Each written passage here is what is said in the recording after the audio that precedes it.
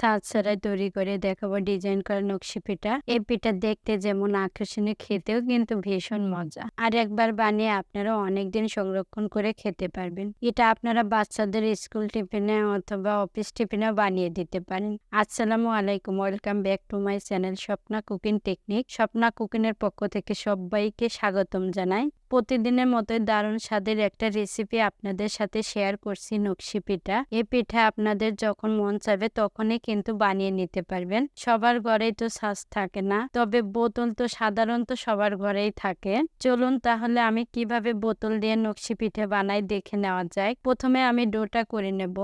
তার জন্য চুলোয় কড়াই বসিয়ে দিয়েছি। এবার আমি কড়ার মধ্যে দিয়ে দিচ্ছি 1 কাপ পানি।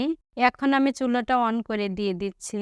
এবার দিয়ে দিচ্ছি স্বাদ মতো লবণ, আর দিয়ে দিচ্ছি 2 চা চামচের মতো সাদা তেল। আপনারা তেলের পরিবর্তে ঘিও দিতে পারেন অথবা বাটারও দিতে পারেন, সেটা আপনাদের ইচ্ছে। এবার আমি পানিটা ভালো করে উঠে নেব। আপনাদের কাছে আমার অনুরোধ থাকবে ভিডিওটি স্কিপ না করে সম্পূর্ণটা দেখার চেষ্টা করবেন। পানিটা ভালোভাবে উঠে নিয়েছি। এবার এর মধ্যে দিয়ে দিচ্ছি 2 কাপ ময়দা। আপনারা ময়দার পরিবর্তে আটা অথবা চালের আটা দিয়েও ব্যবহার করতে পারেন। মুসমুসে নকশি পিঠা কিন্তু সবারই খুব পছন্দ, তাই বলেছিলাম। ডোটা হয়ে গেছে। এবার আমি নামিয়ে প্লেটের মধ্যে নিয়ে নিচ্ছি। একটু ডোটা ঠান্ডা হলে মুঠে নেব, কিন্তু অতিরিক্ত ঠান্ডা করা যাবে না।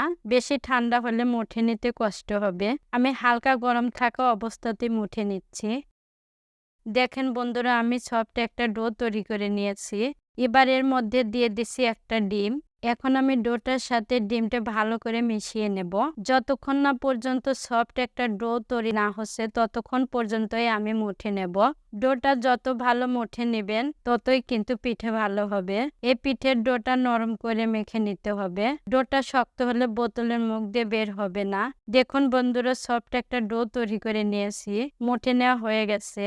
দেখুন বন্ধুরা, আমি একটা বোতল নিয়েছি, বোতলের মুখটা চাকু দিয়ে কেটে নিয়েছি। আপনারা যখন নেবেন সফট একটা বোতল নিয়ে নেবেন, শক্ত বোতলে কিন্তু অতটা ভালো হবে না। বোতলের মুখটা আমি কিভাবে কাটলাম সেটা পরে বলে দিচ্ছি আপনাদের। এবার আমি এখান থেকে মিশ্রণ নিয়ে নিচ্ছি। মিশ্রণটা নেওয়ার পরে হাতের তালু দিয়ে লম্বা শেপ দিয়ে নিয়ে নিচ্ছি, বোতলে ভরতে সুবিধা হবে। লম্বা শেপ দেওয়া হয়ে গেছে। এবার আমি বোতলের মধ্যে দিয়ে দিচ্ছি। এভাবে করে বোতলটা ভরিয়ে নেব। দেখুন বন্ধুরা, বোতলটা ভরে নিয়েছি। এবার আমি বোতলের মুখাটা লাগিয়ে নিচ্ছি। দেখুন বন্ধুরা, চাপ দিলেই কিন্তু বেরিয়ে আসছে। খুব সুন্দর লাগছে ডিজাইনটা। এখন আমি আপনাদেরকে বলে দিচ্ছি, প্রথমে চুলাটা অন করে নেবেন। তারপর চাকুটা চুলার উপরে ধরে রাখবেন 1 মিনিটের মতো। গরম হয়ে আসলে তখন আপনারা আপনাদের পছন্দ মতো করে ডিজাইন করে কেটে নেবেন। এবার বের করা হয়ে গেছে, হাত দিয়ে ছাড়িয়ে নিচ্ছি। এবার আমি হাতের সাহায্যে একটু ডিজাইন করে নিচ্ছি। আপনারা চাইলে এটা নাও করতে পারেন। এভাবে বাকিগুলো করে নেব। তৈরি হয়ে গেল একটা নকশি পিঠা। সবগুলোই করে নিয়েছি। এবার আমি এগুলো তেলে ভেজে নেব। তেলটা আমি আগে থেকে গরম করে নিয়েছি। এবার আমি পিঠেগুলো দিয়ে দিচ্ছি তেলের মধ্যে। সবগুলোই আমি একসঙ্গে ভেজে নেব। সবগুলোই দিয়ে দিয়েছি। দেখুন বন্ধুরা, নিচে থেকে ভেসে উঠেছে, তার মানে আমার ডোটা পারফেক্ট হয়েছে। এ সময় আমি চুলার আঁচটা লোতে করে দিয়েছি। আমি অপর সাইডে উল্টে দিয়ে দিচ্ছি। যারা আমার চ্যানেলটি নতুন দেখছেন তারা অবশ্যই একটা লাইক দিয়ে সাবস্ক্রাইব করে আমার পাশে থাকবেন, আর পাশে থাকা বেল বাটনে ক্লিক করবেন। আমার ভিডিওটি যদি আপনাদের কাছে ভালো লাগে তাহলে বেশি বেশি করে শেয়ার করে দিবেন। পিঠেগুলো আমি 2 সাইডে উল্টে পাল্টে ভেজে নিয়েছি। এবার আমি নামিয়ে নিচ্ছি পিঠেগুলো। সবগুলোই নামিয়ে নিয়েছি। দেখুন বন্ধুরা, বোতল দিয়ে এত সুন্দর নকশি পিঠে বানিয়ে নেওয়া যায়, না বানালে আপনারা বুঝতেই পারবেন না। ছাঁচ ছাড়া আমি খুব সহজেই বানিয়ে নিলাম পিঠাটা। আপনারা এই সুযোগ মিস করবেন না, জলদি বানিয়ে নিন নকশি পিঠা। দেখুন পিঠাগুলো অনেক মুসমুসে হয়েছে। মাশাআল্লাহ, কালারটাও কিন্তু অনেক সুন্দর এসেছে। ভাজার বড় লেয়ারগুলো কত সুন্দর লাগছে বন্ধুরা।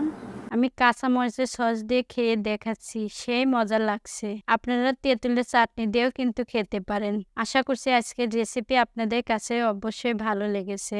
আমার রেসিপিটি কেমন হলো তা কমেন্ট করে জানাবেন। আজকের রেসিপি এখানে শেষ করছি। সবাই সুস্থ থাকবেন, ভালো থাকবেন। আল্লাহ হাফেজ।